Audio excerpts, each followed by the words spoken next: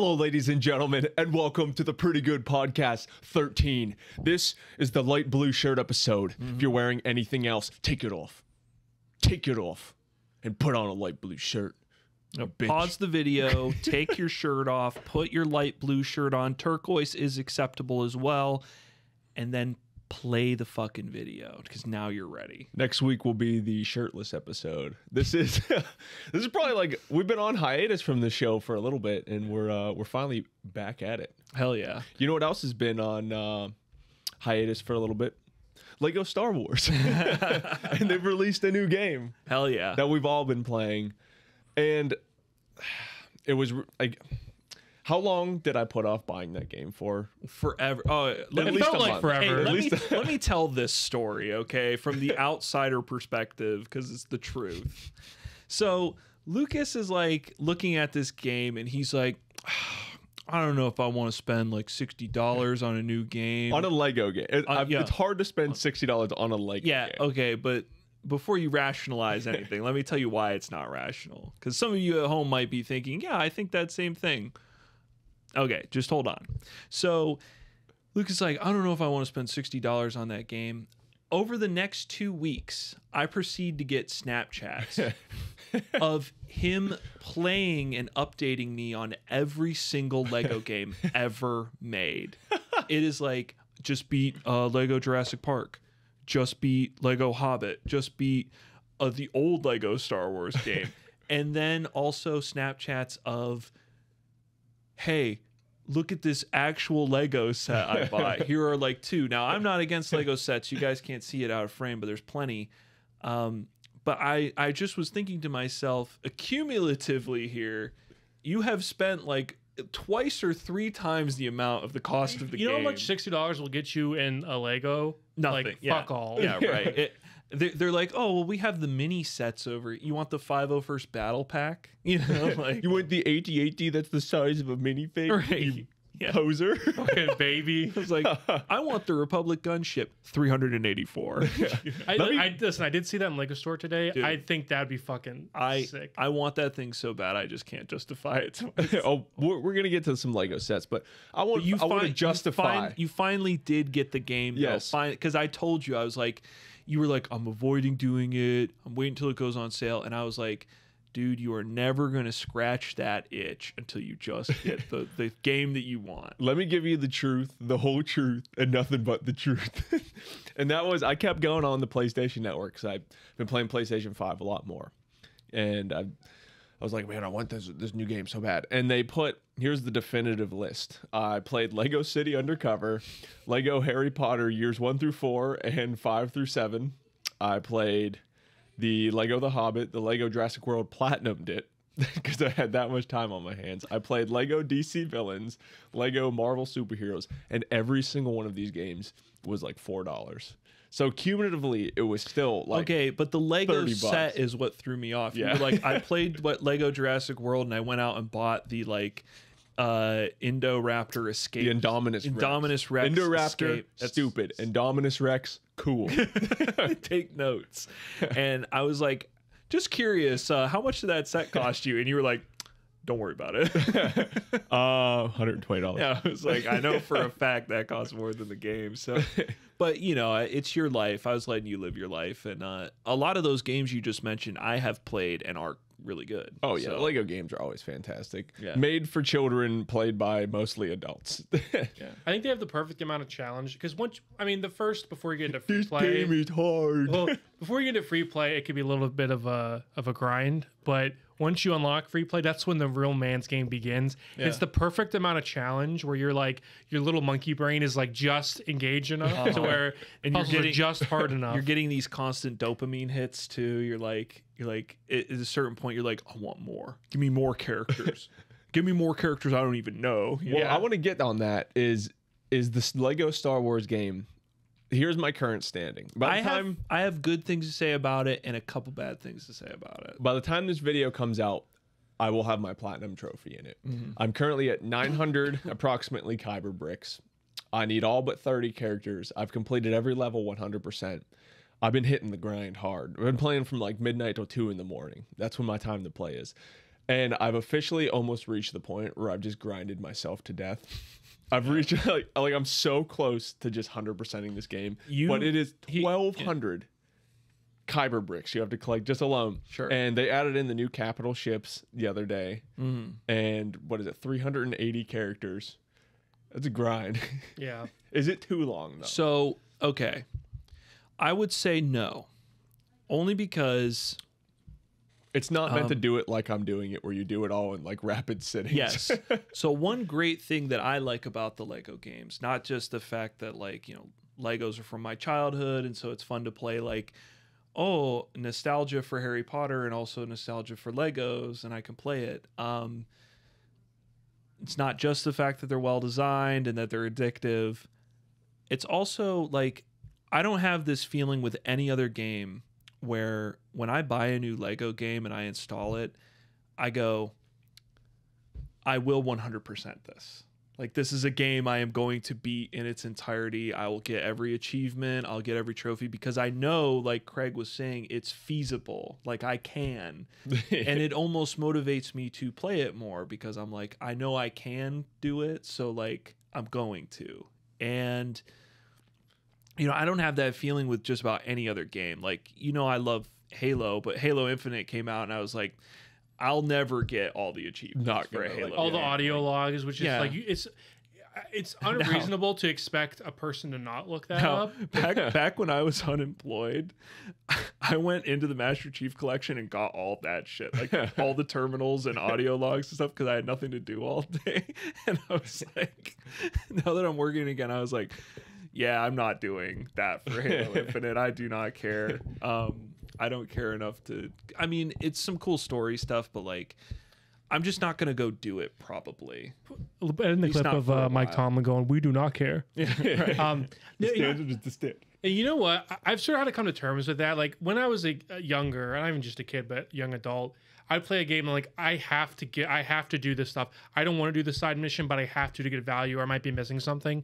As I get older, I start to understand. Okay, like for Halo, like I was like, the bounty missions are fun. Getting like other side missions are fun. I do not care about the audio logs. I'm not going to try getting them, and being able to accept that. And Red Dead Redemption also is another game that's like that, where like you literally like, I mean, I'm sure some people do, but for me, like it was such an undertaking when I said, you know, I hate fishing in video games. I'm not going to fish.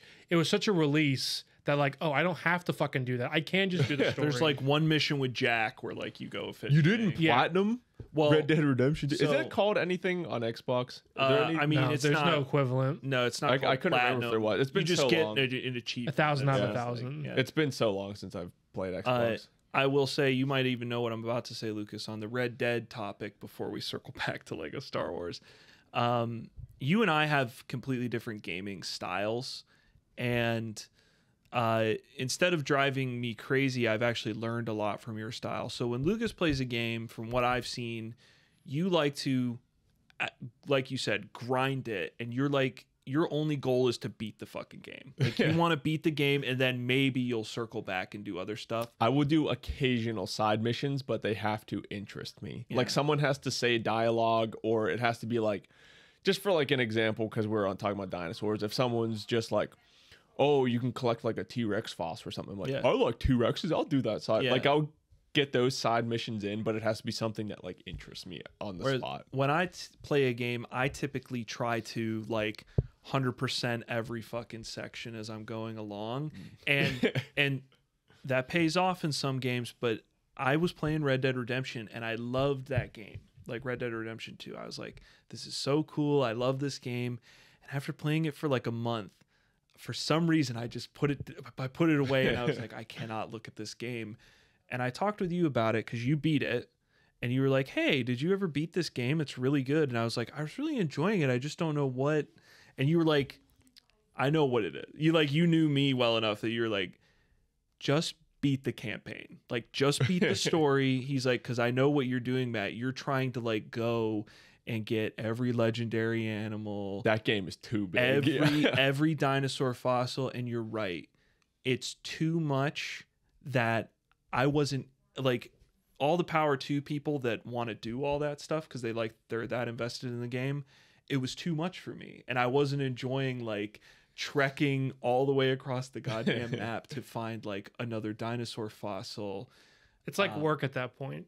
Like Exactly. It becomes like work. And so yeah, I learned my lesson there. I actually learned from Lucas a lot, where I was like, you know, your style of play drives me crazy sometimes, but it worked. I got back on there. I just grinded right through the story, and I was like, that was really good. And then I went and did like all the side shit. Yeah, that's usually my current format. Is I play through the story, the occasional side mission, and then after I see like the ending, sometimes I do this weird thing where if I know I'm on the last mission of the game, then I'll start to go do side stuff. Because do you get that feeling like whenever you finish the last mission of a game, sometimes you're like, that's it? Yeah. Like that's the end. I'll never see any more character progression or any more. I had that with Wonderlands recently.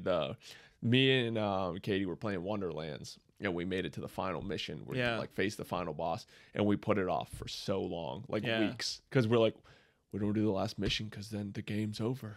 I always had that feeling even when I was a kid, and I remember I'll never forget the first time I heard a game journalist mention the term parasocial grief. So if you've ever heard the term parasocial relationship, it's like, you know, how you watch your favorite YouTuber and you know everything about them and they have no idea you exist. And if they do, it's like, oh, you're a fan of theirs or whatever. So to you, they are like your friend. But to them, it's like, okay, he's a fan of our show or whatever, or he doesn't even know you exist. And it's tough for the human brain to understand that, because for millions of years, there didn't exist. So it's like this like paradox where your brain can't help but view them as a friend, and when they don't react like that, it could be very weird. Every single one of you are your friend. Every one of you out there. that concept I wrap my mind around easily, but then it blew me away when somebody basically said, like, you also develop parasocial relationships with characters. So if you're watching a TV show for a really long time, or you're reading a book, or you're watching a movie series that you really like, you maybe not so much with movies because it's not enough time, but like TV, books especially, because it's so long form, you get so invested into certain characters that once the TV show ends, or once you're on the last page of the book, you're sad a little bit. And the term parasocial grief was basically like, because when you beat a game, your body is reacting like you've lost a loved one. Yeah, like these characters are gone. Like you cannot play with them anymore. Like they'll never say a new line. They'll never give you any new detail. Yeah, like these relationships you had with these characters are done. And you can always go back and replay the game and maybe do it differently. But this playthrough, all the memories you had from that, it is done. And it's a beautiful thing that it's done, but it's also like Craig was saying, like, human beings evolved to only have face-to-face interaction. And so now that we have, you know, friggin' television shows where you can watch your favorite actor, especially with streaming, every single day for, you know, 3 hours a day. Goddamn TVs. Ruining society, ruining our brains. Or a video game where you spend like dump 80 hours into something like Red Dead, and then when it's over, you're like, that's it. Like that was it for Dutch Vanderland. Like he's gone. And what's tough too with Red Dead, and what sort of like would drive me nuts if I knew this, is that for better or for worse, without spoiling it, you can go back and do the side stuff, but it is different. Yes. It's not the same. So that can be tough. And I wish you could, I know it wouldn't make sense, but switch between the two options, but you'll know what I'm talking about if you beat the game. So it is tough with Red Dead, because if it is different, it's not the same as if you do the stuff before. Still the same stories, but you know. That game's been out pretty long time now. I think everyone knows. Well, to be fair, KOTOR's been out a long time, and I'm still playing that. So I know the twist, but you know, you never know. Could be one of the 10 people that watching this haven't played it. So. Sure. So to go along with the new Lego Star Wars games, they did what they usually do. They pump out the new Lego Star Wars sets. I do this thing because we're all pretty much general consensus fan of Lego sets here, and I get like real into things, and I'm real back into Lego sets again. So I bought like 6 new Lego Star Wars Can sets. can you tell the audience my favorite purchase of yours recently, where you bought one minifig? I don't know what you're talking about. All right. I got so deep into it. This is also controversial too. My favorite Star Wars character is Padme. Okay. Why? Because if you look at it from like, If you look at her from the ass end, I'm trying to put this without just saying I like her in the Geonosis Claude outfit. Listen, but there's no other reason to like. No, her. okay, hear me out. She was the entire reason that Star Wars happened. She was the one that married Anakin and was the mother of Luke and Leia. Okay, Spoilers. Okay, listen. You can say that. Spoilers. You can say that about Anakin. You can say that about R2D2. You could say that about like a lot of core characters. So I don't think that's necessary. She's the mother of Star Wars. She's a strong female character. yeah. And she looks great on Geonosis. But I spent $20 on her Claude Lego minifigure. Fair enough. Not Claude from the sequel trilogy. Yeah, not to be confused with for Claude or whatever. Yeah, Claude. Like Yeah. I'll throw up a pic. Yeah. Like after not safe for work. after she gets scratched by the Nexu and her abs are out. You know. I'm also a We've all fan seen of Natalie Portman. Why? Because she looked good on Geonosis. So anyways, I got all the new Lego sets. And we were talking about Now that all the women are gone, let's talk about the goods here. what's the max you would spend on a Lego set? That I have spent. Yeah. Or that you would. Right out of frame here is the full scale like Hogwarts. Oh, the yeah. big Hogwarts one. Always wanted to see that. I bought it for Alyssa's birthday, and it was like a little over 300. I feel like it was closer to 300 than 400, but that is definitely the most I've ever spent on it. It was actually a gift for my wife. My wife. My wife. For me, it actually was approximately like 4 or 5 hours ago. I went to the Lego store in a mall near us, which Lego stores they're not like huge, but they're still really fun to see all the stuff. We have to drive like an hour away to go to the nearest one. Though. Mm-hmm. I know. I mean, it's closer for me. 'cause closer I for you, yeah. but we'll have to go one time to spend want 20 to. minutes in a Lego store. They had the giant T-Rex in there right before they were about to go out, and it was $250. I wanted the T-Rex Rampage so bad, and I was just like, I was like low on money at that time, and I was like, I can't, and I Yeah. regret it to this day. Now you're flush. Yeah. But I just spent $300 plus tax on the Lego Daily Bugle set. And what's special, the Daily Bugle building's cool, but it's got like 25 minifigs of all these Spider-Man Oh, characters. man, I love Iron Man. Okay, whatever.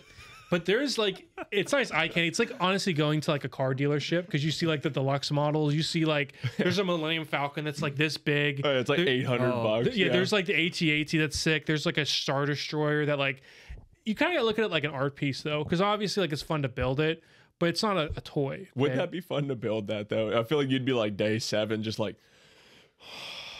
Well, it Yeah. does. It can't does find this piece. take me back to when I was a kid and I got Legos and I actually like got them to play with them, right? And And now they're all smashed up in a bin somewhere. basically, yeah, that's how it ends up. There's a couple that have survived intact in like my closet, but you know, the ones that were on surface areas had to be moved. But yeah, where you'd get all the clones and the rebels out, and I had shit torn apart and put back together, you know, and so there was all this crazy customization stuff that you do as a kid, and then like Craig said, when you get older, like it starts to become more of like kind of an art piece that just is sitting in your house. And Yeah. Yeah, I have the bookcase in the corner of my living room that's just like head to toe So with whole all shelf, Lego Star whole Wars shelf sets. right here. I am smart though. I do this because I dabbled into the world of Lego Jurassic Park for a little bit. And I do that sometimes, but I keep myself only to the Lego Star Wars sets. Because if I let myself start buying just any Lego set I think is cool, I'll just go down like a just drain hole. Like there's no coming back. So I'm like, if I just keep it to the Lego Star Wars sets. Maybe if we all chip in, we can have a Star Destroyer for right here. Put it right in front of all of our faces. That'd be more interesting than what we have to say. The most I'm gonna spend is probably they put out the new Lego R2D2 is $200 right now, and I really want that. I think besides that, the most I've spent, I'm really good at waiting till they go on rollback at Walmart. I think I spent like 120. That 120 might have been the most. But it was a $180 set that was on sale for 120. So really, you spent 180. Technically, Yeah. but it was 120. Leave in the comments what's the most you've ever spent on a Lego set. Comment a picture. Yeah, yeah. I mean, Can you do that? no, but if you could, that would be cool. I mean, send it at our Twitter, at Zenu Games on Twitter. If you tweet it at me, I will retweet it for you. We have 13 followers. Yeah, right. To our Matt. Well, 3 of them are to be fair, a lot of our retweets get retweeted by our personal accounts, which do have some more followers. So Yeah. I got 14 on mine. I can't guarantee that anybody's gonna like your Lego photo, I will. but yeah. Besides us, If it is Lego Padme, Gia knows it. I will like it. All right, which brings me to You want to do like the first topic you got on there? I think that'd be fun to talk about. but I want to cover this since we're right here. Real Okay, quick, okay, and then I got we'll loop back to that. is Lego Okay. Star Wars the new one any good? Oh, I never really answered why I thought the Kyber bricks weren't inappropriate. I'll answer it real quickly. I think they intend, if you look at the gap between this and the last Lego Star Wars game, I think they intend this game to last for some significant amount of time. So I think that is why they put so much stuff in there. It's probably a little nauseating to grind, but I don't think it's inappropriate because it's supposed to like last you, I think, a few years or whatever. So. Well, it's lasted me till this video comes out. Yeah, a couple because then I'll weeks. have my platinum. Couple weeks, yeah. So what I wanted to, just while we're on the topic of Star Wars still too, before we move into covering something special that happened to us recently. Okay. What is your case for the prequels versus the sequels? Because I want to present my case that the prequels are better than the sequels. I don't think you're gonna find too many people at all who are gonna disagree with you. I was about to say this might be the most done topic on the internet. We may as well throw in Let's give ours. may as well throw in our 2 cents. Honestly, I think the sequels are probably better made movies than the prequels. I mean, I think they're all more, it's a little debatable. Rise of Skywalker might be the worst Star Wars movie, period. According, because I'm a little love like my Rotten Tomatoes shit. That is the worst Rotten Tomatoes review is Rise of Skywalker. The next, what is second? Just as probably Attack of the Clones or Phantom Menace. Phantom Menace Yeah. it was the worst until Rise of Skywalker. Because I definitely think those are the 3 worst, probably. Honestly, I don't think there's that many good Star Wars movies necessarily. No, there's like 6 bad ones and like 3 good ones. Yeah, I'm like, no, Force Awakens was all right. yeah, I'm a lifelong fan.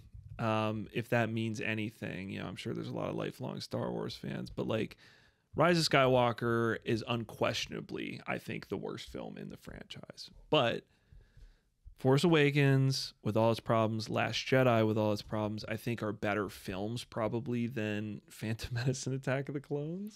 I correct myself. The one I checked last, the Rise of Skywalker was the lowest. It has somehow moved up a percentage, and the Phantom Menace has moved down a percentage. That's a Disney conspiracy. That was I checked before we did this episode, specifically for this episode, and it has changed. I guess time will tell, because maybe something similar will happen with the sequels that did with the prequels, but I'm trying to put nostalgia aside because that's an obvious thing. Like, prequels came out when I was a kid, so I naturally have like more of a charming affinity toward them than these ones that came out when I was a fucking adult, Yeah. I got to miss school Yeah. to go to the premiere one. Yeah, I went to Revenge of the Sith for a birthday of mine because it came out around then, and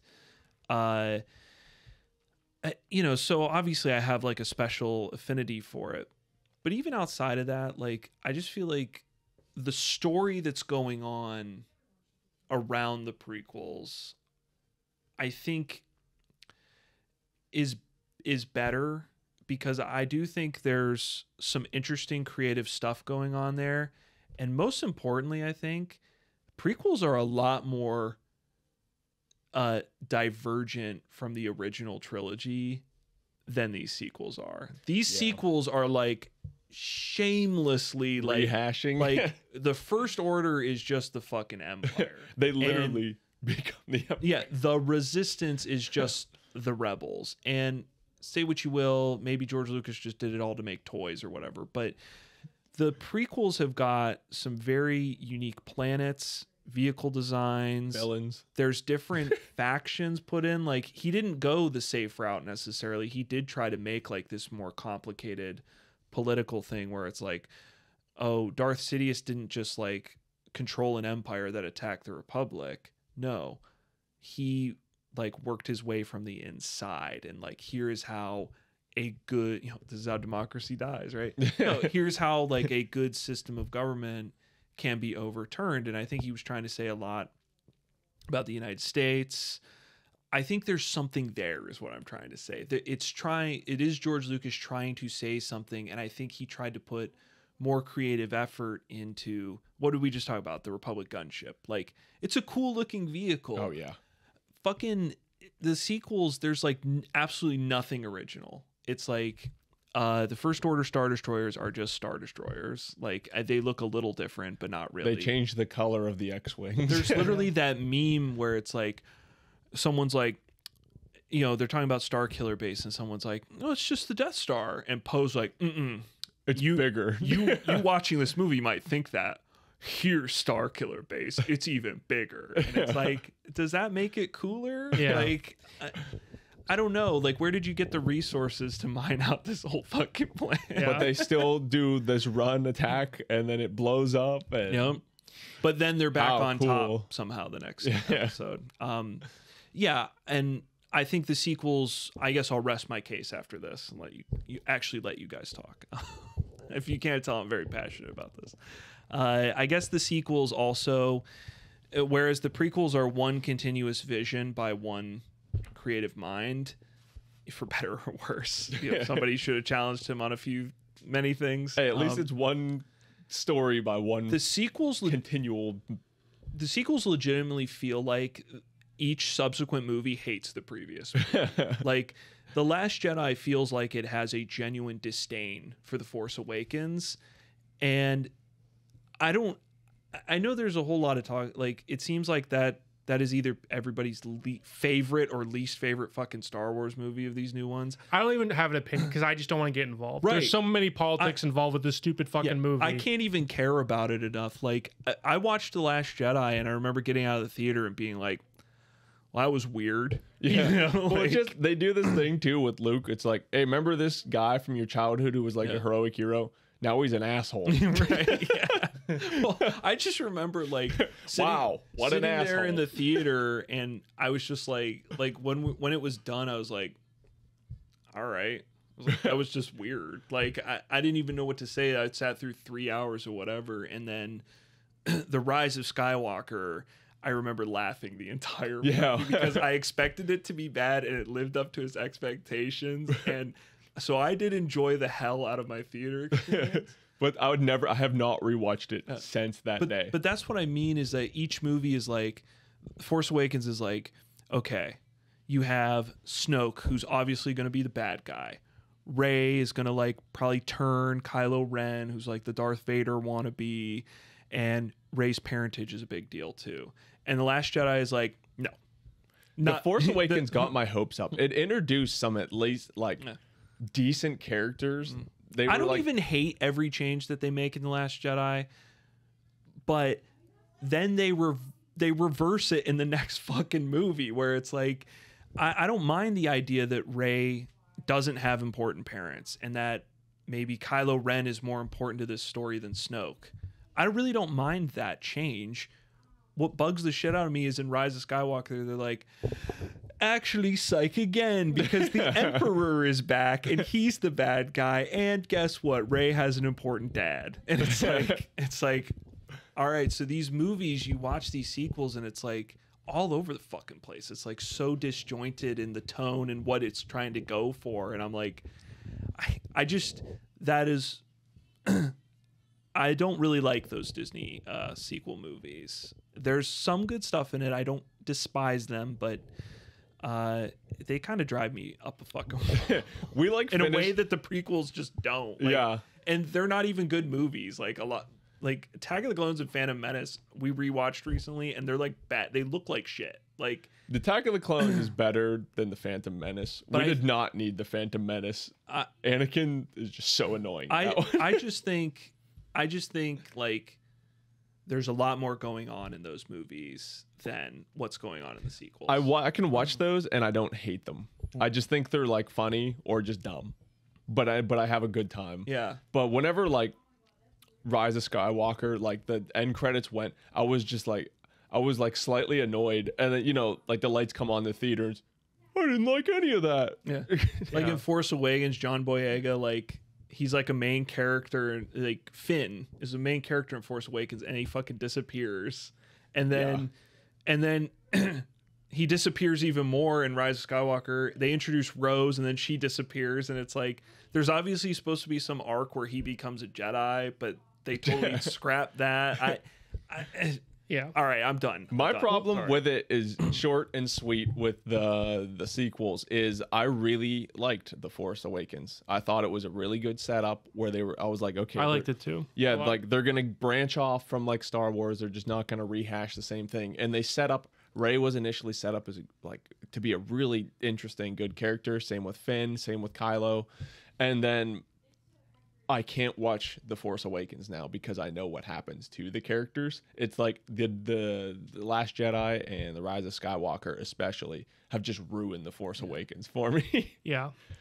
So for me, I think there's a few different things you can look at. One is nostalgia. Obviously, prequels, kind of like a fine wine where, even Hayden Christensen, there's now with the Obi-Wan stuff has said now people kind of appreciate me, which is nice to see. I mean, it seems unimaginable that if you look back 10 years ago, that people would look with him with reverence, but now those kids have grown up and now it's our Star Wars. And this is like, what's nice about this is probably how our parents felt whenever they saw the prequels, because it's like, oh, well, this was my Star Wars. Now he's old and I get to see that. So that's exciting. And so the prequels obviously have that. And when The Force Awakens came out, I'm like, all right, we're not going to fully appreciate this until kids that are young now grow up and that's their Star Wars. Yeah.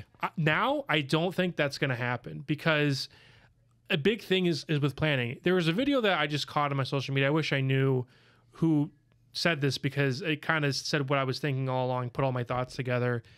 That the sequel trilogy should have been the most meticulously planned group of movies of all time. Yeah. And the fact that they provably made stuff up as they went along is unexcusable. Like, I mean, I understand maybe that like limits you in some ways, but like it's not, you don't need to confirm it because it just doesn't make sense movie to movie. And I've probably mentioned this before. I have such a problem with soft reboots of first stories that ended conclusively because it's never going to feel authentic. And a lot of times people try to pretend like it does. Like I have a number of examples. I'm not going to go into them with like video games and anime where it's like, okay, here's a soft reboot. Like you just want to, like, it's not authentic. This was not a natural progression of the normal movie. So, and it's never going to feel real. Like there are people that will ship these characters and it's like, I don't believe you. You just like these characters because Disney told you to. Yeah. You know what I mean? Like I can't have a strong emotional connection with Kylo Ren. And now there's this interesting thing where, George Lucas,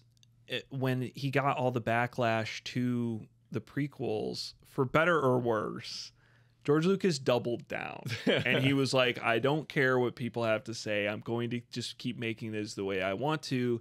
And I feel like the Clone Wars was born out of George Lucas wanting to basically fix everything wrong with those movies. And the Clone Wars is like a beloved series, and it is worth watching if you're like a Star Wars fan. I think it's pretty good. The sequels, because they are managed by a corporation that does not care about the art at all and only cares about the bottom line. Money. Disney, because of the bad reaction to these sequels, I mean, the reason Rise of Skywalker is what it is because of the backlash against Last Jedi. Because they were originally going to have a third director do the third movie, and they were like, nope, we got to get JJ back because everybody liked that. Everyone liked that. Everybody seemed to like that movie, and nobody likes this one, so let's get JJ back and reverse everything that they did. And now they've got themselves in a hole where people hate those last two movies so much. Like half the fan base hates The Last Jedi. And I don't think I don't know anybody that liked Rise of Skywalker. I think I met one person that enjoyed it. I haven't seen any of the other movies. I thought it was good. I feel like it's I feel like it's a movie made for like the general audience and less for Star Wars fans. What I'm saying is I feel like Disney has almost abandoned the sequels completely. Like, I know that's at their theme parks and stuff, but I honestly feel like they're look at all the shit they're making now. Mandalorian, Book of Boba Fett, Kenobi, it's all stuff before the sequels. They have made jack shit relating to like what is Rey up to, what's the backstory to Poe Dameron. Like, they're making a show about Cassian Andor who from Rogue One, like a side character to a side shoot movie, and they're making a whole TV show about him instead of anybody from the sequels. Yeah. And the last thing I wanted to say, just in terms of comparing them, is I think one thing that doesn't get brought up enough, especially with Star Wars, is like design and like character design. It's such a big part of Star Wars. And Yes, the original, the original trilogy is so forward thinking, and it's like unbelievable that movies that old, I feel like, have these like designs that have stayed with us. And that's such a huge part of Star Wars. The prequels have great design. I think of like the battle droid is like this weird like duck thing, but it still kind of works. And like I was watching or like reading about General Grievous. There's nothing that looks like General Grievous. Like you can't really describe him. Yeah. Like he's like a skeleton kind of, but like he's such a unique design. Regardless, I mean, he's goofy, he has the 4 lightsabers, but like came from such a unique place. When he goes into his spider form, I thought that was like the coolest shit. Yeah, ever. Like who would come up with that? Like, so you have the designs of the prequels, I think, are really timeless, and like Matt has said, the First Order just stormtroopers. There's nothing unique. Yeah. Resistance have essentially no difference from Rebels. And they even have X-wings. It's like it's been how many years since Return of the Jedi, and we're still using the same fucking spaceship. Like, and I think Disney has a tendency to like get lost in the sauce or overthink a lot of their designs. Like, not to get, because I'll get in a theme park rant and I'll try to avoid that. But like Galaxy's Edge, I'm very excited for you guys to go there one day. Yeah. Because I think that they overcomplicated it in certain respects, and like they are so concerned about delivering this experience rather than just turning their brain off. And you know, it's hard to really get to without examples, but I just think, and I don't know if this will even be a congruent thought, but with Rise of the Resistance, which is their premier ride, toughest ride to go on the entire resort, like I think, man, like if this was on the, because you go on like a bridge in the ride and like there's like Hux and is that the one with Vin Diesel hanging on to the tiny helicopter? No, we got to do that one too. But my fault. But it's like you see Kylo Ren and Hux like talking on a bridge, and I think, man, if that was like Darth Vader up there and like, I don't know, Grand Moff Tarkin, like that would be so much more emotion fulfilling. But like they have to keep everything in universe, and like this place could really exist, and it's like, okay, but that's part of getting lost in the sauce is what I mean. So that's something, is the designs I think are not there, and they maybe thought. There's another great character you mentioned, Craig. Highlight the difference between Grand Moff Tarkin, who is in one Star Wars movie. I mean, for probably like less than 15 minutes. They CGI'd him into Rogue One, but Grand Moff Tarkin, who's in one fucking Star Wars movie, memorable character, incredible villain, just wonderful. General Hux in 3 Star Wars movies is a fucking joke. Like, he is a punchline, and his death is eventually a punchline too, because it's almost like they got to Rise of Skywalker and they just fucking gave up. It's like, well, this character doesn't work. Nobody likes him. Nobody's intimidated by him. Let's give him a comical spy plot line, and then he'll get killed by this generic First Order guy who will introduce General Pride or whatever. I only remember his name because it's so stupid. It's General Pride with a Y. Fuck you, you know? They're like, and he'll kill Hux, but he's like going to be the intimidating guy. And it's like, no, he's not. I hate it. I think you're right, completely right, Craig. I fucking hate it. Yeah. All right. We're going to cut the Star Wars talk now. We're going to loop back to the Star Wars podcast, ladies and gentlemen.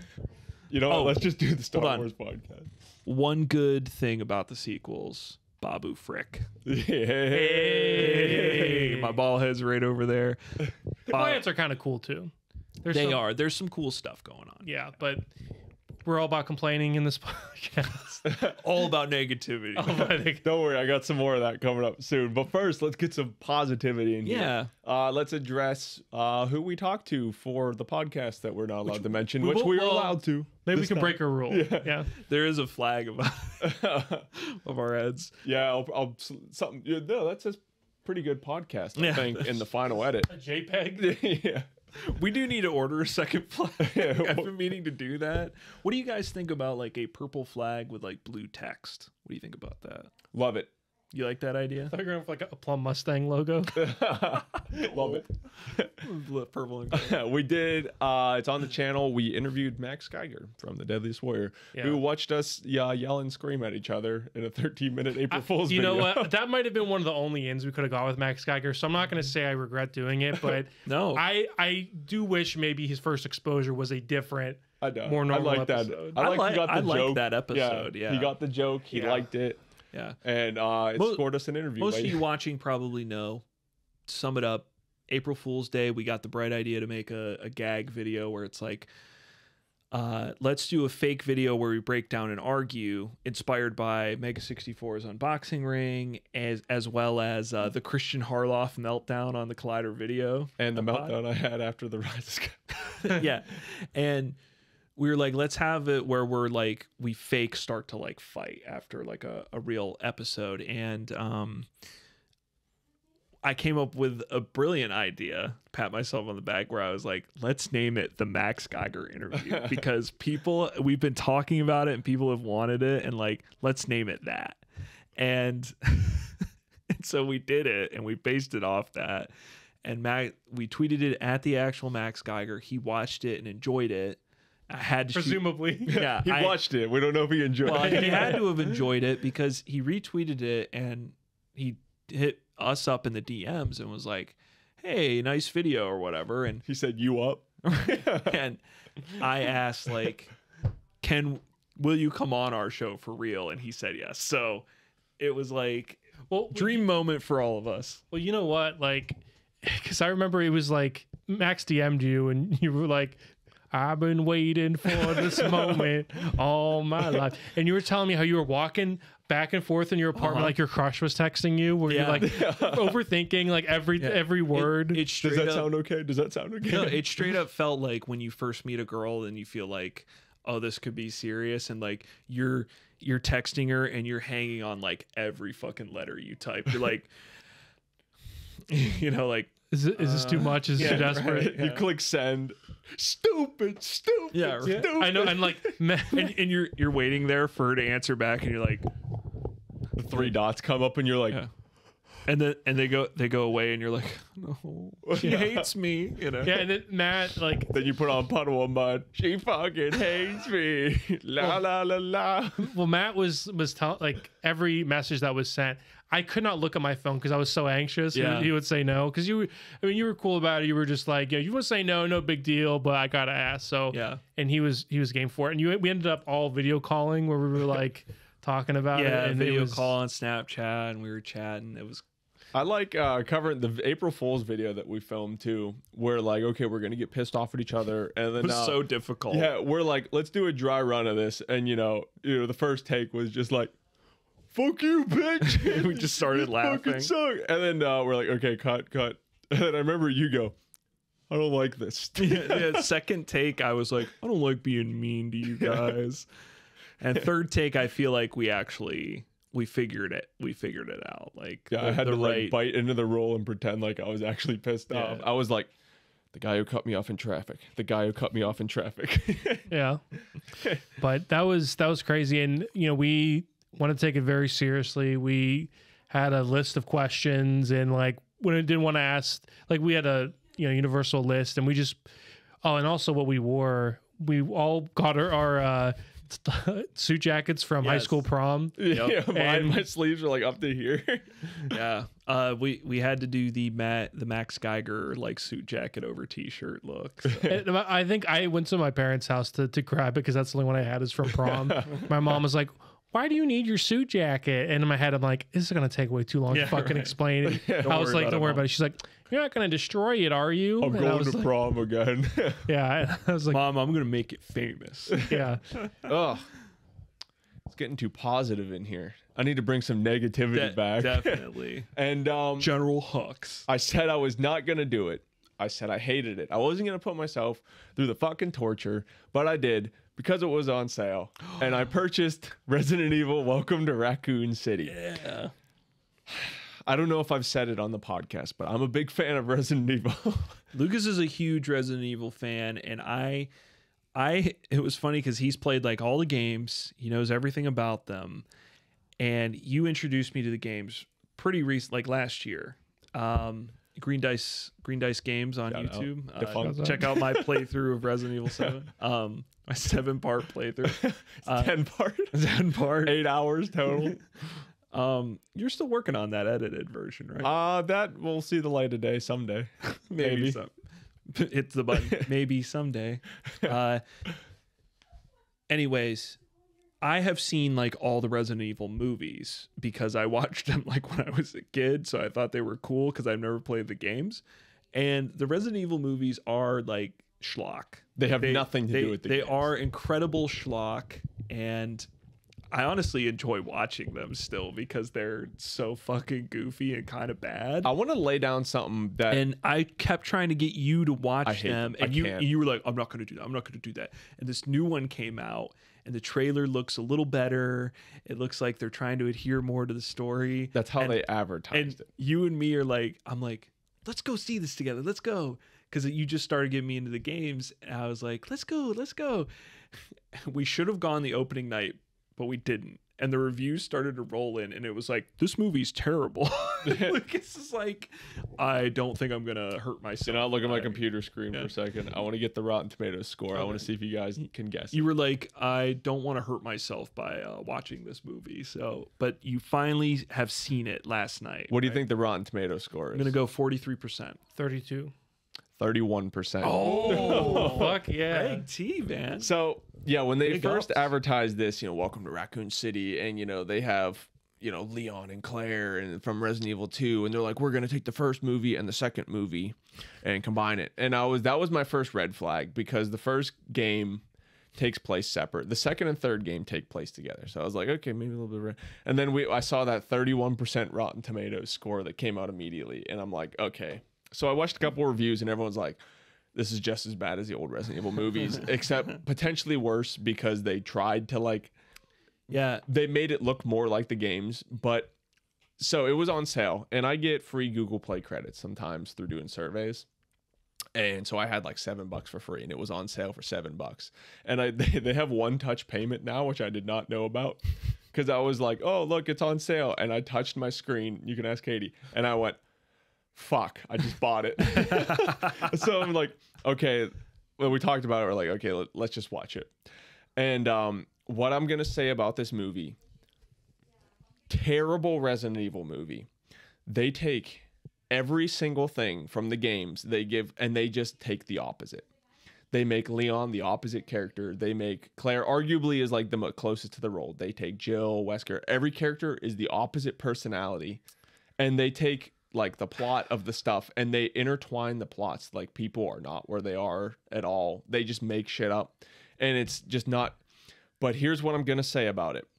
If they would take this movie and call it like, Citizen Bad and say a film Citizen Jane. and they would just put on it like a film inspired by Resident Evil, it was an okay film. Like I can't because I have a Resident Evil brain, but Katie actually liked the movie just because she was like, it was a decent like horror action movie. Yeah, she doesn't have know the any of the story. bias. It was a decent like horror action movie, but the fact that they give everyone the Resident Evil names, they dress them up in the characters and make them completely the opposite personalities and just fuck up the story, I hate it. Spoken truly like a student of a class called Rhetoric of American Horror Film. That is true. I am in a horror film studies class right now, going for hopefully masters. But in horror film studies.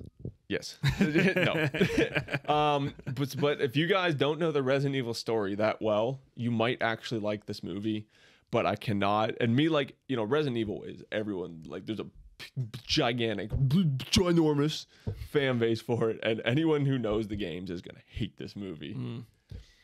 Can't they get it right? Yeah, just please. I like, guess it's like you have a pre-written script. Just follow the fucking script. I beat all the games in the hardest difficulty, so I know the story already. Bro, same. So it's interesting you say that, Lucas, because I do wonder with some of these franchises like that are never able to get off the ground. They're never able to make something good. And I just think, how hard is it to just take what is given? It's like they overthink it too much, and they're like, well, we can't just make the game into a movie. Yes, you can. And you should. Why? I don't get what, if they would just change it, instead of saying this is Resident Evil the movie, just say this is a film inspired by the Resident Evil games. Yeah. Or like art. If they would just change that, it would sit so much better with me. But it's the fact that they're like claiming this is Resident Evil. No, it ain't. So if I can insert on the last Pretty Good podcast, the lost one, the lost episode, the new Halo show had just come out, and I promised the people a review of Halo, and It's just finished. It just finished. The series just finished up, and while we're on the topic of negativity, missing the mark on a franchise, I guess I just don't understand it. I don't like hate the show, because while it is got like a character named the Master Chief in it and like Cortana, it's a completely different story. They're completely different characters. They add in a bunch of original characters who most of them kind of suck. And I just am, my mind is like kind of boggled by why they did what they did. Do they keep like similar personalities to what they are in the games? No. That's what they did with this too. Leon, what do you think of him? He's like, you know, in the game, he's like, you know, decent. He is a drunk in the movie who is just a fuck up, and he constantly does that, like, oh man, I'd rather be home right now, or he like takes out his weed. That's who they made him into, and he's like holding his gun the wrong way. He's like, how do you load He's this like a thing? fucking Seth Rogen character. And everyone else in the movie keeps just going, like, coming up to him and just shitting on him and go, Leon, you're such a fuck up, you dumb fucking loser. And it's just like, why is this how they wrote this character? Yeah. What's a funny Resident Evil 4 Leon line? Leon. Browser. Leon. He just says something funny. I think it's about like the dog. Leon. I'm trying to think. There's definitely a meme that Leon says in Resident He has a Evil couple 4. like one-liners, but I haven't played 4 in a while that I could just ramble them off. Comment- Whenever he throws the knife at what's his face? What the fuck? I thought you knew I'm, all like, the blanking. stories. I do. I'm blanking out. Yeah, number I'm on one the spot. Resident Evil fan here. No, you do know a lot. Sadler. About No, Salazar. When he throws it, I know he says a good one-liner there.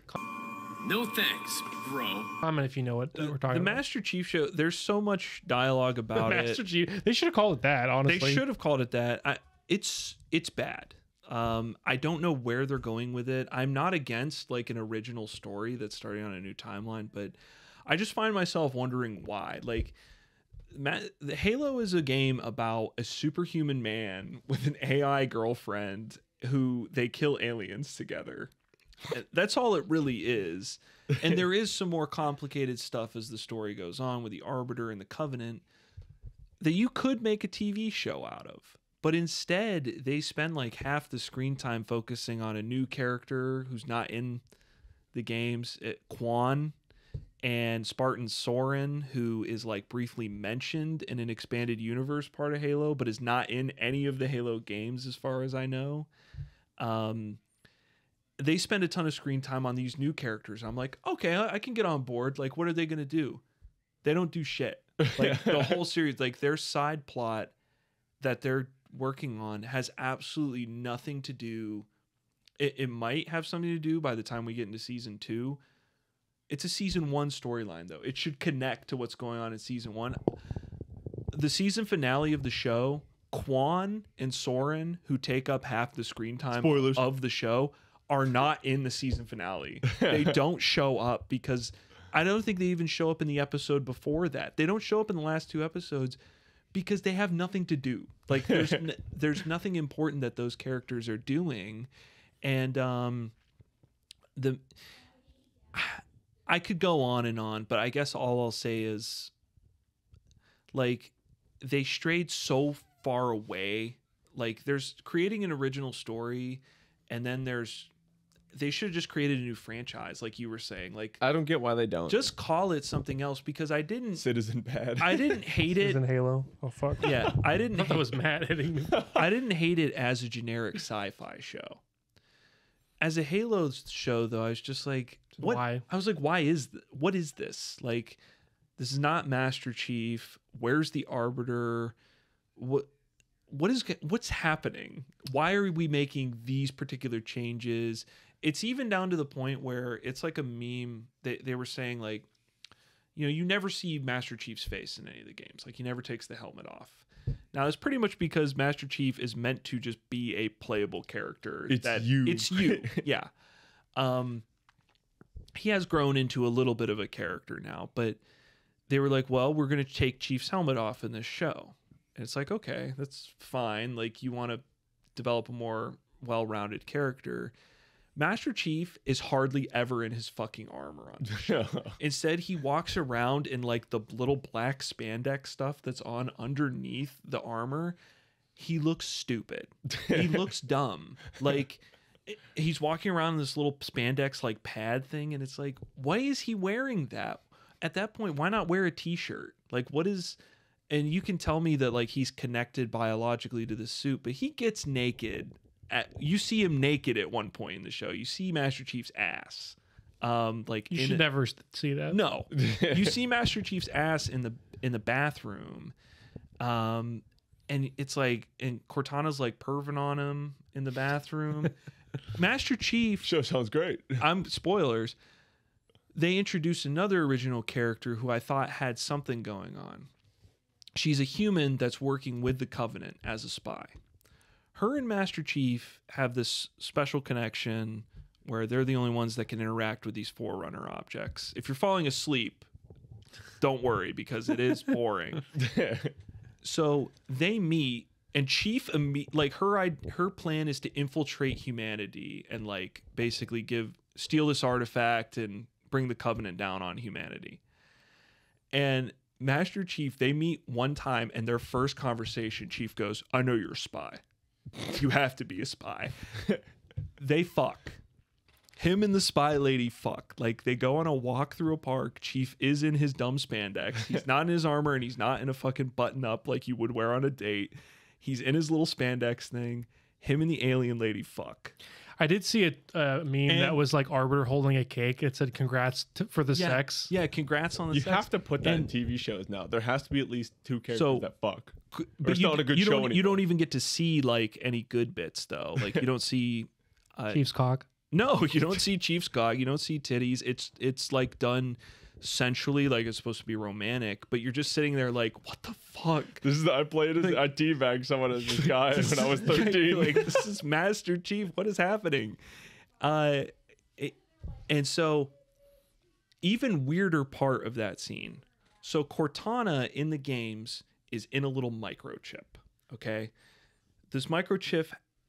Chief basically has a USB port in the back of his helmet that he plugs this microchip in. He takes it out and he sticks it in things when he wants Cortana to, like, be in a system. Okay, and she pops up as a little naked woman hologram, and you're like, "There's my thoughtie." Take her, you put her back in your helmet. And in First e-girl. In this, yeah, she is the original e-girl.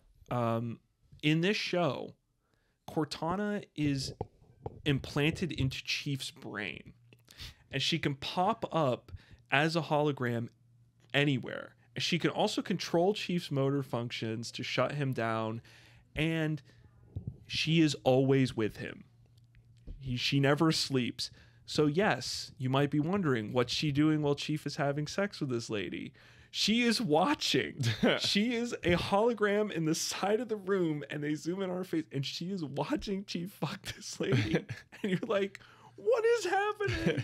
Why is this so weird? Like, cut back to any Halo game where a fucking ODST drop pod hits the ground, Master Chief hops out, and Cortana's like, could you make any more noise? And Master Chief picks up a rocket launcher, and she's like, I guess so.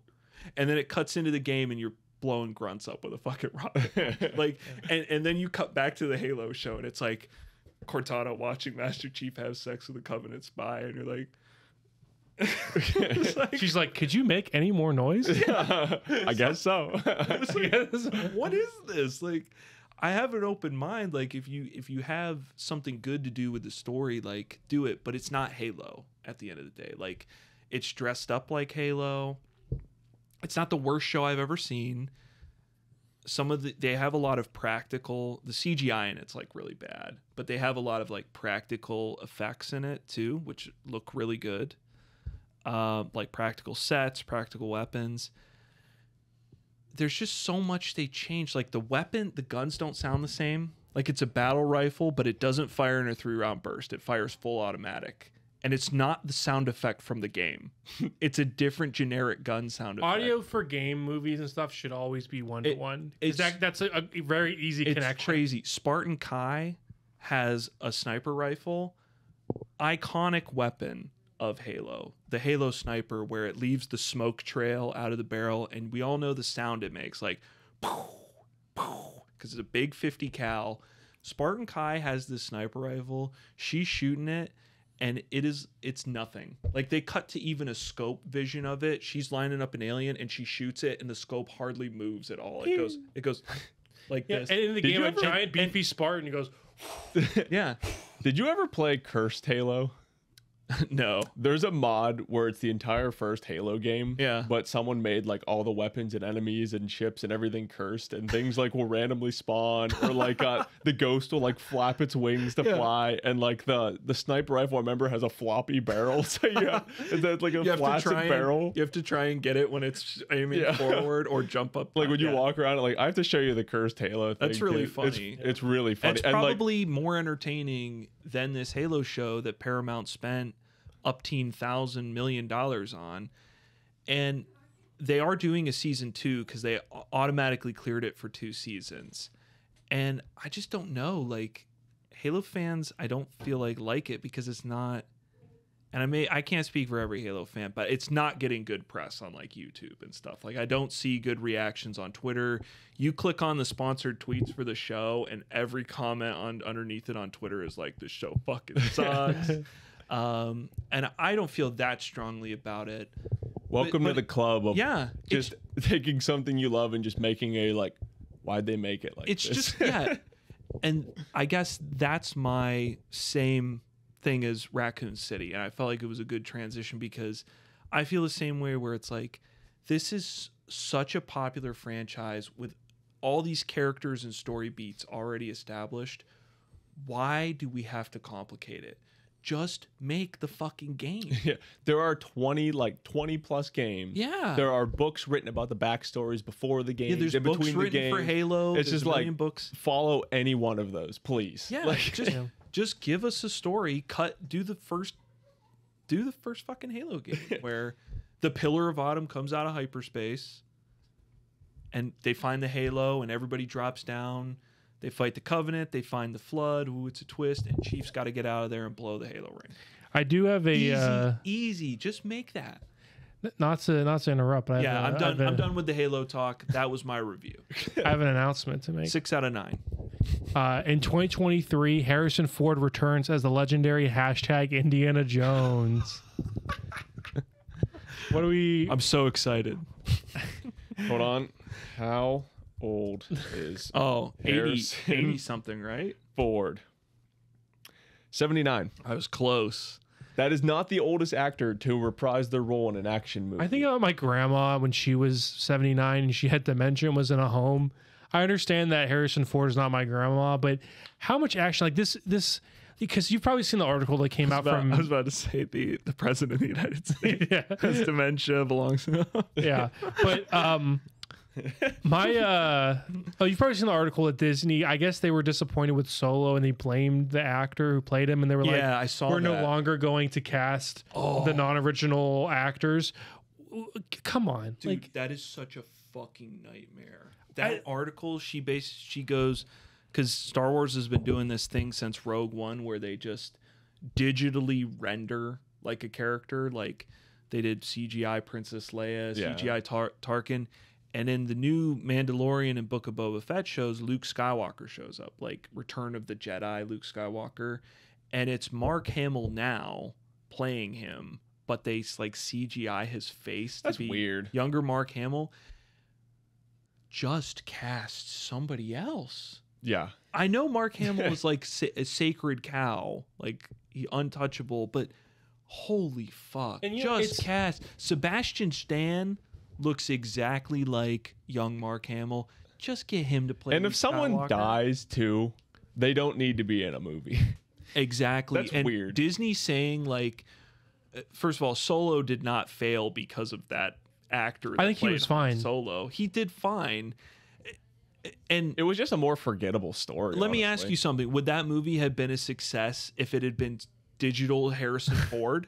or old ass Harrison Ford. Yeah. It's a Or young character walking in with like a cane. Instead of Childish Gambino as young Lando, they just had old Billy D. Williams CGI'd. Like, no, it would have been a worse movie. And it is a nightmare to me that that's like Disney's takeaway from all their mistakes is like, we're never going to cast any original actors ever again. No one else ever gets to do this again. Also, kind of on the same lines, there's another really popular article I kept seeing about how Stan Lee, they have his likeness for their movies for the next 10 years. The dude can't even rest in peace. No, Right? Yeah, Like, just stop. can't Just even stop. die. For cameos, like Yeah. for a dumb gag. And it's like, the old thing is good because it's old. Yeah. I'm so tired of that. Like, Yeah. not again, this is the complaining podcast, but like, This is the bitchin' Well, podcast. we need to end this on posy vibes after we're done talking. yeah. Oh, I got some pretty good posy vibes, and they'll be 42 say welcome to Steelers next season. Hell yeah. Yo, I bet on the Steelers won the Super Bowl last season, came up a little bit short.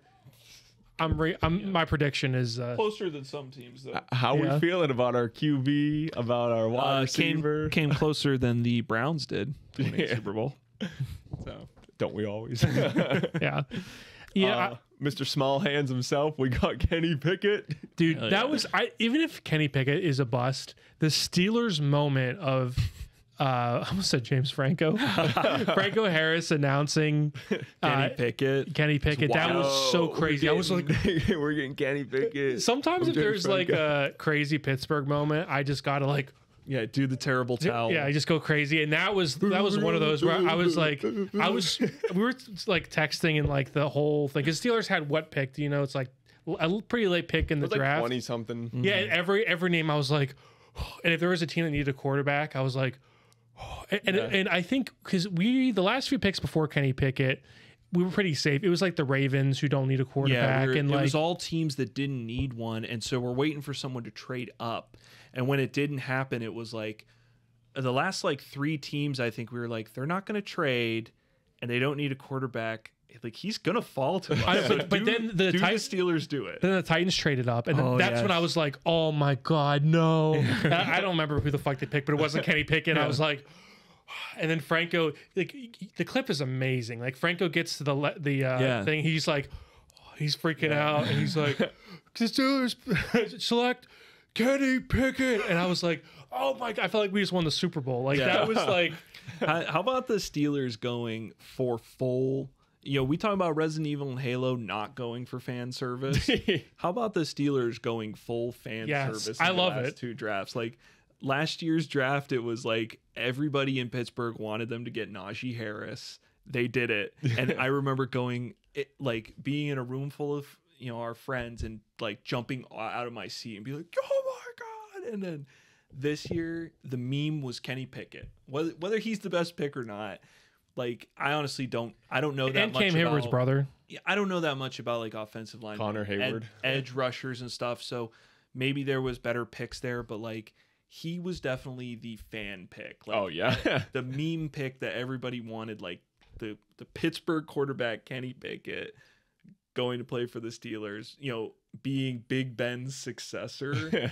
And when they picked him, it was insane. The energy was wonderful. Yeah, I mean, my only concerns. I don't watch college football at all. I know some people have said he's pretty old, so he's not going to have like a lot of time to develop, which I understand. And I hope our offense can adapt his mobility. I understand mobility is a big part of his toolkit, and we have had a statues quarterback for the past like decade and a half. Yeah, Ben used to be really mobile though in his rookie years too. Not so much later. not the last couple of years, Yeah. that's for sure. And I'm sure that it's not like they don't know that. I'm sure Mike Tomlin and all them know football a million times better than me. So I'm sure they understand that, but that could be an adjustment. I mean, I really think like a lot of people talk about, yeah, we needed a left guard.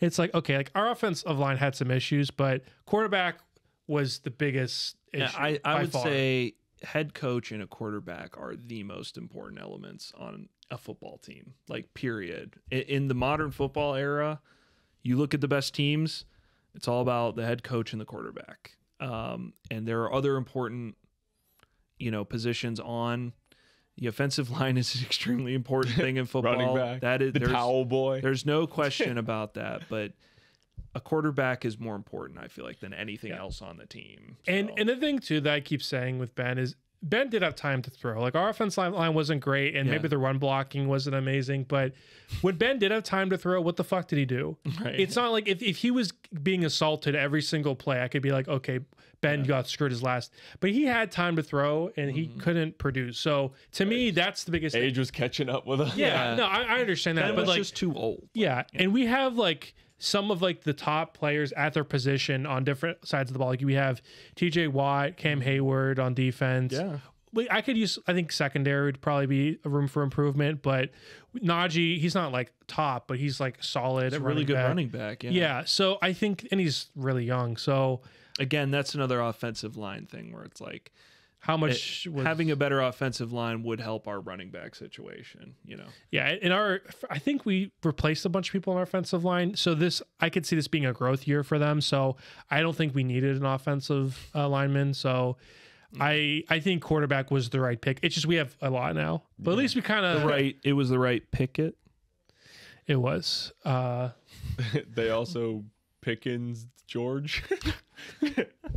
That's true. I got a bone to pick with sport events in general. Too much positivity. Let's fucking complain again. I got a bone to pick with sports in general. Okay, this seems to be more of a baseball thing, but I can apply to football. Whatever. All these athletes are getting dates with hot girls and not me. Everyone on the field is a millionaire, and I'm not. Whenever a I ball, want to date Kate Upton. I'm next. whenever a ball gets hit into the stands, and I see videos, like 3 videos of this a day, and this irks the shit out of me. No matter who catches that ball, it's going to a little kid. It's going to like a little baby or something. I'm so tired of that. Yeah. Does that baby like give a shit about that baby? Like maybe there. Okay, don't get me wrong. There's gonna be that kid that like puts it on a shelf and it means a lot to him. But you half of didn't them, catch that. You know what I mean? Like, But Yeah. like that dude who's been like watching the team for 40 years, who caught that ball. If he doesn't give it to a kid, he's a fucking asshole, like according to like everyone else. But like that dude would appreciate that ball more than anyone else. Probably more, Yeah. than the kid would. Like that would go like on his shelf when he can like crack open his bush light and be like, yeah. Because to me, my it's team. it's different. It's all in catching it. Because I think there is the most impact it could probably have is if you are a young kid, maybe just before your teenage years or your early teenage years, and you go to a baseball game and you catch the ball. Yeah. You catch it, or it bounces off the stands and you run down and get it because you're the smallest and most nimble and all the adults are drunk, and you get that ball. I feel like that would mean a whole lot to you. You put that on the stand and like your dresser and you're like, I'm going to be a fucking baseball player someday. But you're right. Like, not to be sour grapes. Like, I don't hate kids, but I'm just like so tired of someone seeing it. catches the ball and it's like, it was something nice that someone did one time, and now it is like obligatory. Yeah. If you don't, you're an asshole. If you don't give it to like the 1-year-old But baby that's gonna like chew on it, and drool on it. You, I think, actually do have a good point in that the adult watching the game, catching the ball, who's a fan, is probably going to get more. He's been out of waiting the for that foul moment ball for like 40 than years too. when Yeah. he just hands it to a kid, because if the kid's too young, he doesn't even know what's going on. And if he's old enough to know what's going on, he didn't catch it. Like, so it's going to be like, yeah, some guy, like it's going to be on his dresser and it's going to be like, oh, that's cool. That's a foul ball. Yeah, some guy caught that and like gave it to me. Some random guy. Like, I want the dude who. So if you catch a ball at a sporting event, keep it for yourself. Yeah, Don't give it to the little tell kid. that kid to shove it. I got my own little story. We used to go to the Penguins open practices where before preseason would start, you can go down and watch the Penguins practice. And you could sit right up against the ice. It was like free. And little kid came down and talked to us, and he's like, "Oh yeah, my parents work for Consol Energy Center. I get to meet the Penguins all the time. It's cool." And he had like 2 hockey pucks in his hand, like signed by Sidney Crosby. And I was Man. okay, like good on you, little dude. That's pretty sick. He goes up, and then so my whole point, I was like, I want to get a puck from Crosby. Like while we're down here, it's open practice, so there's 1,000 pucks on the ice. And so I brought a sign with me, and I held it up, and I was like, "Hey, like, you know, Crosby or whoever, can I get a You're puck?" like a homeless veteran. Yeah, it's like homeless veteran. Can I get a puck? And like all the players just ignore me, and I'm like, whatever. That kid walks down and sits down next to us. They come over and hand him a puck over the ice. Immediately, and he had the other 2 like in his pocket. He takes it and just walks away. And I was like so pissed. I was like, that kid has 3 fucking pucks, 2 signed by like Sidney Crosby. I couldn't get one. And they wouldn't give me a puck. Mm-hmm. Oh, but also I think the value cheapens at that point. That kid takes it home. Oh, I have 2 Sidney Crosby pucks. That's like less cool than just one. Even that, it's a Right. practice puck, not from like a game or anything. So it's essentially like valueless. But I wanted it to like put up with next to my like Penguins display and be like, that's a puck that, you know, like Crosby handed me or something, or like Malkin threw to me. It was a Game 7 winner. Yeah, like it's a valueless puck essentially. It's like worth $1, but I could be like, you know, and they gave it to the fucking kid. Well, Bullshit. That kid's gonna get old one day unless he's dead. Jeez. Well, I'm just saying. I bet that puck is like sitting under his bed, like with some garbage on it. He sold Doesn't it. even care. You know what? Let's assume the worst. He sold it for drugs. Yeah. Piece of shit. Facts. He definitely doesn't still have it and cherish it. Since we're bitching about kids, I was at Aldi the other day at the grocery store when I was walking around. And there's this thing where like parents now just give their kid a tablet, and that's just like, fuck off and play on this tablet for whatever. And I was doing my grocery shopping, and I swear this guy was purposely following me with his kid, and he just kept hitting one button on the tablet, and it would make like this, let's go, let's go, let's go sound for like 30 minutes, and he followed me around. And I like called my girlfriend. I was just like, I would not be able to be a parent. I can't handle it. I can't even handle this guy's kid right now. Yeah, that's why I just got like a new iPad, shout out. And I feel like a little iPad kid because I'll be watching like Clone Wars, eat my Cookie Crisp, like,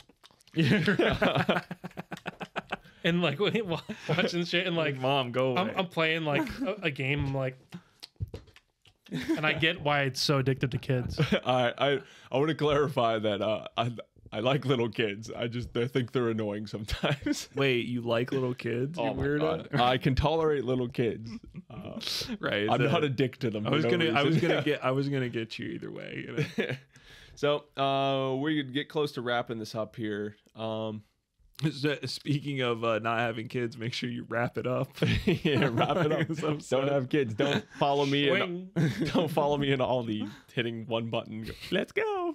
Let's go. You want to cover urban legends this time, or you want to get it next time? Urban legends. Wouldn't that be fun if we do some research and like come up with some cool? urban Yeah, I would legends? like that. So I already know which one I want to do to preview. My aunt and uncle, for their anniversary, like they drove down here and they dropped off their dog with my parents. It's another Shih Tzu, so all those dogs get along. And when they left, there was no dog there. No, they went to West Virginia to like the Mothman thing, and they brought me back some Mothman root beer. Hell yeah! So I will research the Mothman because I love the Bigfoot, but like I love the whole Mothman thing. The Mothman thing is incredible to me. The urban legend of the Mothman. I believe that's an enemy in Fallout 76. Is it? Probably it's in West Virginia. I think I've seen. Oh, okay. Then they probably did put it in there. They have a statue of the Mothman there. And It's real. There is a wonderful, amazing TV show called what is it? Hunter. Mountain Monsters. Yeah, And it is a totally staged like show, and it's about these goofy guys. They're all named like Huckleberry and like Gunner. My dad watches that. I used to love that My show. dad and I used to watch it together. Funniest fucking show. And they'll go out, they're all armed. Every single one of them has a gun, but they never fire a shot on the show. So like you can tell they're just giving props to these guys. And so the premise of the show is not that they want to like take a picture of the Bigfoot. They want to fucking kill the Bigfoot. You know, they're gonna find him and they're gonna murder him. And I'll never forget I love that show. the Mothman episode features some of the best moments where the rookie of the group is running along and you just see two eyes glowing on the side of the hill, because of course all the footage is, they always go at night because, you know, creatures don't come out during the day. They're always at night, and so it's always this grainy like black and white night vision camera. Two white eyes come and the guy just goes you can look up the clip on YouTube, like Mountain Monsters Mothman, and it'll probably be one of the first ones, is the guy like gets stunned by the Mothman's eyes, and you know, and they pick him up off the ground and he's like, I don't know what happened, I lost it there. And my favorite part, there's a character on the show, I'm pretty sure his name is Wild Bill. Yeah, is that And the old like Marine guy or whatever? He makes the traps. One of the guys is like makes the traps. I swear to God, his name might be Trapper. But I think it is. one of the guys makes these traps for every monster, and it's always funny to see him, like he spends like the whole time building like a fucking cage out of 2x4s. The trap for the Mothman, fucking incredible, out of like Lovecraft. So he sets up a big bowl and he puts in stuff that moths eat.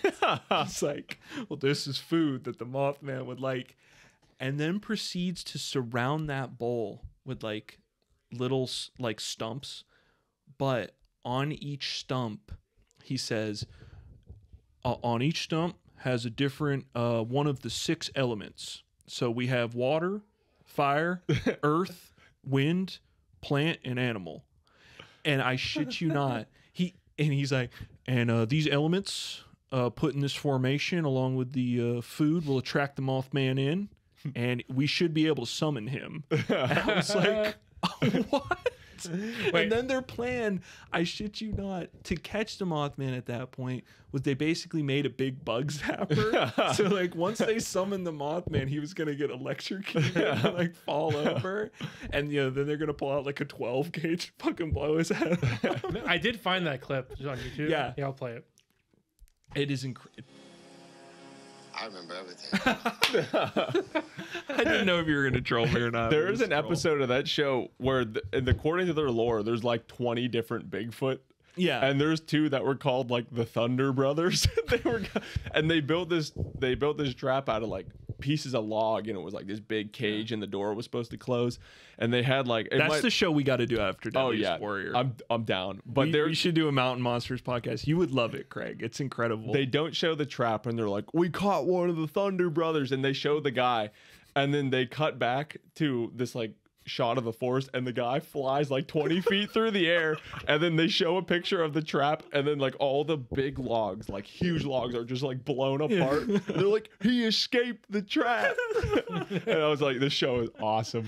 And I remember even in a later season, it started getting even weirder. They introduced like this rival group that they had like an arc where like the mountain monster people only were gonna hunt the harmful creatures, but there was this particular Bigfoot that was like a good Bigfoot, so they found it, but they left it alone.